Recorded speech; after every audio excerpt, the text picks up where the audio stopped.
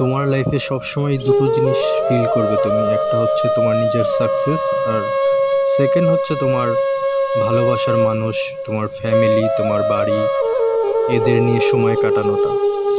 এবার তুমি যদি সবসময় মনে করো যে তুমি সাকসেসের পেছনে ছুটবে, তখন তোমার সব কিছু হারাতে হবে। ভালোবাসার মানুষ, নিজের বাড়ি, নিজের আত্মীয় স্বজন, আনন্দের মুহূর্ত, কিছু ভালো সময় কাটানো, সব কিছু হারাতে হবে সাকসেসের পেছনে যখন ছুটবে। আর যখন তুমি এদেরকে নিয়ে থাকবে, আনন্দ মজা ভালোবাসা নিয়ে যখন একসঙ্গে সবাইকে মিলে একসাথে যখন থাকবে, তখন তোমার সাকসেস অনেক দূরে চলে যাবে।